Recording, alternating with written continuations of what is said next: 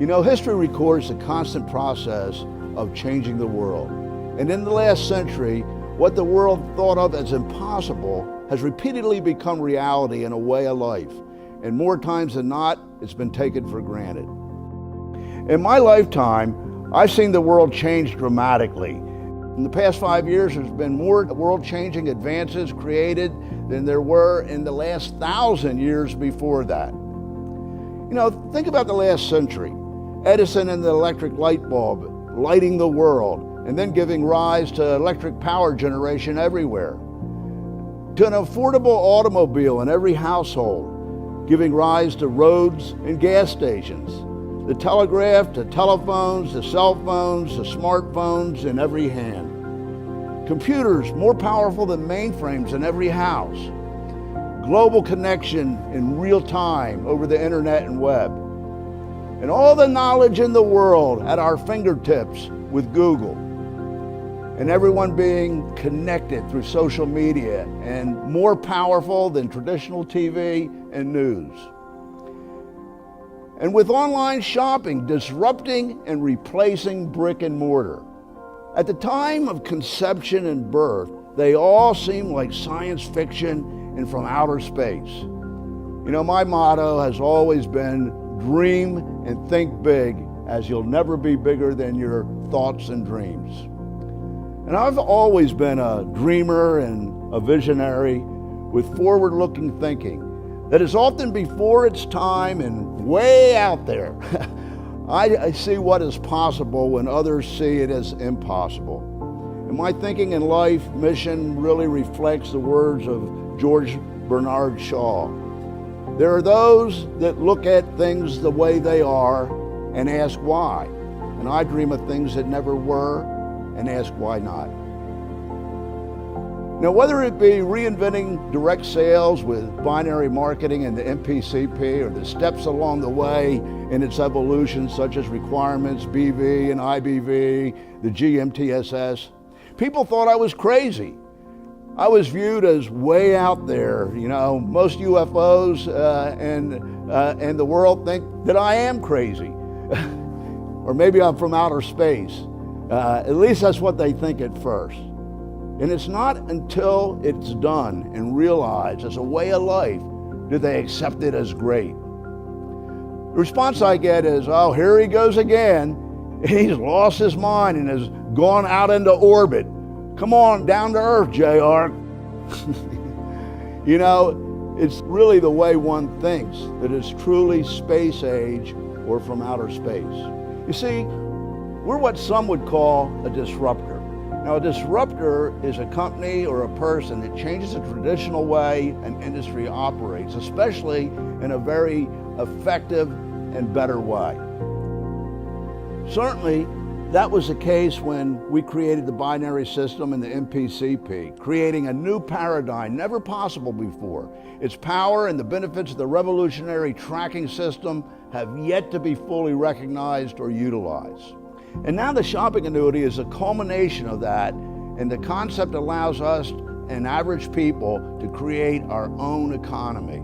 You know, when I was growing up, there was a cliche often used that you have about as much chance of doing that as putting a man on the moon. You know, the world has always been fascinated with space, and it stretched the imagination. As unreasonable as it was, the cliche reflected it that that's from outer space. Yet it was done giving way to a whole new world. You know, NASA scientists in the process of going to the moon pioneered more than 6,300 technologies during their bid to understand space that are now routinely used in day-to-day life. A few of which include integrated circuitry and the computer microchip and high-resolution digital satellite TV, the CAT scanner, and the joystick. It's more interesting that the real benefits of these accomplishments were not realized by the generation which it occurred, but by the next generation and those to come. Now, I recognize that the same may be true for the shopping annuity, as the next generation will reap the benefits as it becomes a way of life, and they leverage the possibilities of being able to create their own economy and sub-economies. You know, in 1984, I was enamored by envisioning and testing computerized marketing before the internet, and with the thought in mind that there was a better way. And people laughed at me. They thought I was crazy. The notion that people hate to be sold but love to buy was undeniable, and a technology allowing for that would be a paradigm-shifting and world-changing event. If it were not plausible, it would be passed off as frivolous fantasy. But the concept of digital aggregation screamed that it was logical and possible, like going to the moon.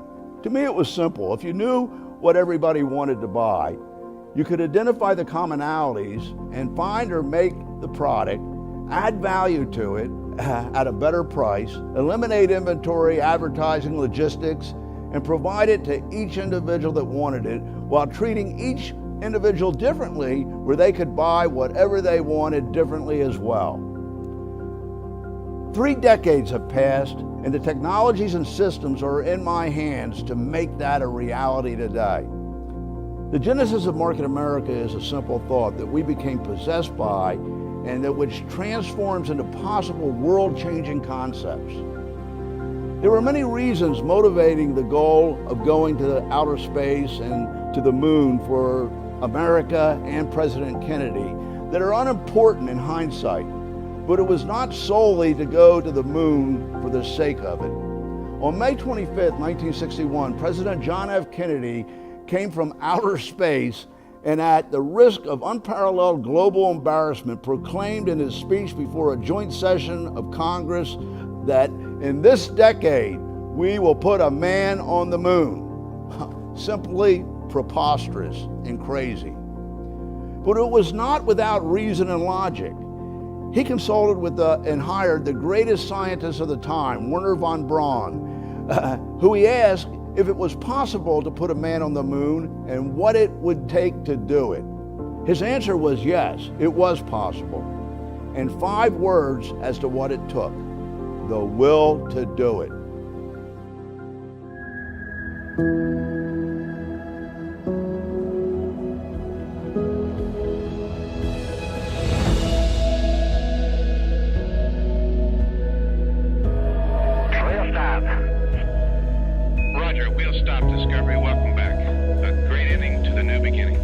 Our thinking and model are indeed revolutionary and out there in outer space.